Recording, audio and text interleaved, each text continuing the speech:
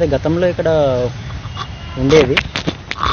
అడవి దున్న అనేది గతంలో ఎప్పటి నుంచో నల్లమల అటవీ ప్రాంతంలో ఉంది. మన records, forest department working plans, management plans వీటిని చూసినప్పుడు దాని రికార్డ్స్ అయితే ఉన్నాయి. కాకపోతే కొన్ని అనుకోని కారణాల వల్ల అది అంతరించిపోయింది.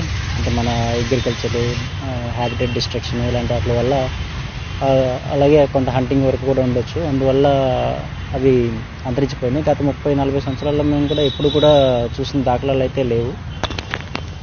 రీసెంట్గా ఈ వేసవి కాలంలో మనకి ఇది మన నల్లమల్ల ప్రాంతమైనటువంటి ఆత్మకూరు అలాగే వెలుగోడు, బయలుటి ఈ ప్రాంతాల్లో మనకి లోపల అడవి ప్రాంతంలో కనిపించింది.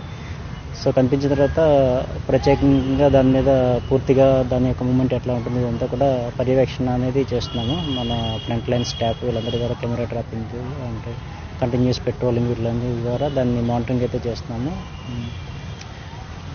సో ఒకే ఒక్క ఇండివిజువల్ మనకి ఈ ప్రాంతంకి రావడం జరిగింది. మనకి ఆంధ్రప్రదేశ్లో ఇప్పుడు ప్రస్తుతం అయితే ఇది ఉత్తరాంధ్ర ప్రాంతమైనటువంటి పాడేరు, పాపికొండ నేషనల్ పార్కు ఈ ప్రాంతాల్లో అయితే ఉంది. మనకి ఆంధ్రప్రదేశ్లో కాకుండా మన పక్కన ఉన్నటువంటి కర్ణాటక, తెలంగాణ, అలాగే ఛత్తీస్గఢ్ ఈ ప్రాంతాల్లో కూడా మనకి అడవి దున్న, మనకి ఇండియన్ గౌర్ అని చెప్పేసి అంటాము. ఇది మనకి ఈ ప్రాంతాల్లో కనిపిస్తుంది. ఈ పరిసర ప్రాంతాల్లో ఎక్కడి నుంచి అన్నా ఇది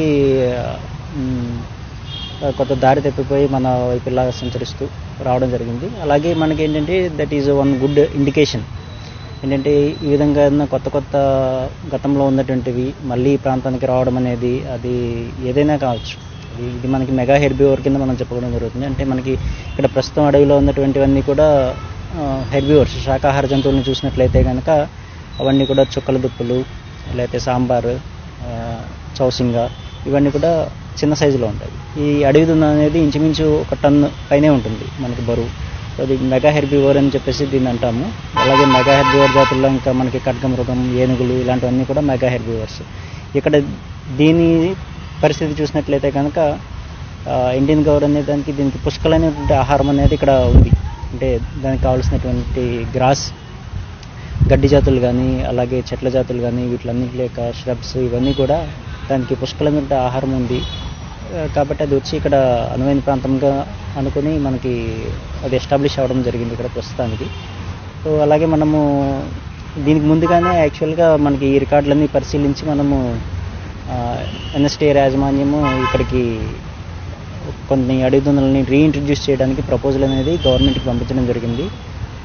గవర్నమెంట్ పరిధిలో ఉంది ప్రస్తుతానికి. ఒక పర్మిషన్ రాగానే మనము వాటిని ఇక్కడ ఇంట్రడ్యూస్ చేయడం జరుగుతుంది. 2-3 నెలల్లో చేయడానికి అవకాశం ఉంటుంది. ఇంకా కొన్ని అడవి దున్నలు ఇక్కడికి తెచ్చే అవకాశం ఉంది. ఇది మొత్తం మీద ఈ అడవి దున్నలు ఇది మొత్తం టైగర్ రిజర్వ్ కదా సార్? టైగర్ వల్ల వీటికి కానీ వీటి వల్ల టైగర్స్ కానీ ఏమన్నా హాని ఉండొచ్చు సార్? లేదు, ఇది పూర్తిగా వైల్డ్ యానిమల్స్ కాబట్టి దీనివల్ల టైగర్స్ కానీ టైగర్ వల్ల దీనికి కానీ హాని అనేది అలాంటిది ఏమి ఉండదు. ఎవరి పరిధిలో ఏ జంతువు పరిధిలో అవి వాటి యొక్క హ్యాబిటేట్లో అవి ఉంటాయి. ఎక్కడ కూడా క్లాష్ అనేది రావడం అనేది జరగదు సాధారణంగా. మామూలుగా టైగర్, లెపర్డ్ ఇలాంటివి శాకాహార జంతువులని వేటాడుతుంటాయి. సో అది కూడా దాని యొక్క సైజుని బట్టి వేటాడుతూ ఉంటాయి. చిన్న వాటిని వేటాడగలవు కానీ బాగా పెరిగినటువంటి వాటిని వేటాడలేవు. టైగర్ అయినా కూడా దీన్ని పూర్తిగా వేటాడడం అనేది సాహసం అలాంటివి చేయవు.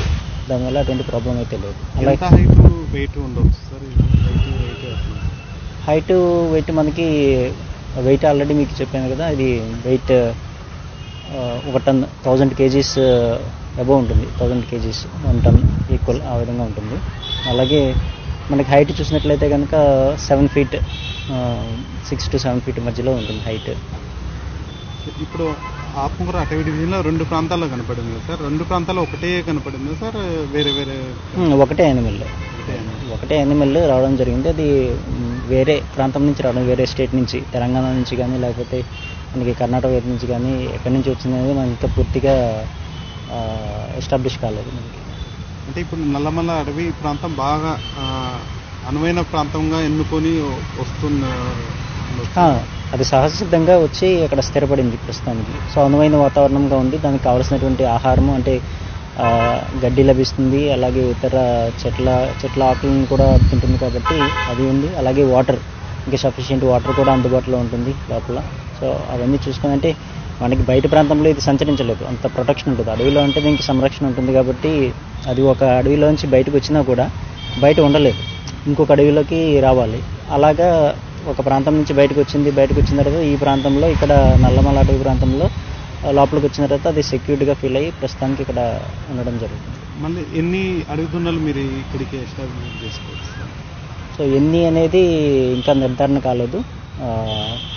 మనకి మేల్ ఫిమేల్ రేషియో చూసుకుని మనకి గైడ్లైన్స్ ప్రకారము, ఎన్టీసీఐ గైడ్లైన్స్ అలాగే wild life institute of India వాళ్ళ యొక్క గైడ్లైన్స్ ప్రకారము female and male ratio maintain చేస్తూ ఇక్కడికి ఇంట్రడ్యూస్ చేయడం జరుగుతుంది. ఒక 10 to 20 యానిమల్స్ ఇనిషియల్గా రిలీజ్ చేయడం జరుగుతుంది. ఇంకా ఏవైనా జంతువులను మీరు ఇక్కడ ఈ మన నల్లమల ప్రాంతంలో లేని జంతువులు ఇక్కడికి ఏదైనా తెప్పించే అవకాశం ఉంది? నల్లమల్లలో లేనివంటే ఈ ఏనుగులను కూడా క్యాంప్ ఎలిఫెంట్స్ కింద తీసుకురావడం జరుగుతుంది ఫర్ ద ప్రొటెక్షన్ పర్పస్ కోసము. అది ఒక ప్రపోజల్ ఉంది.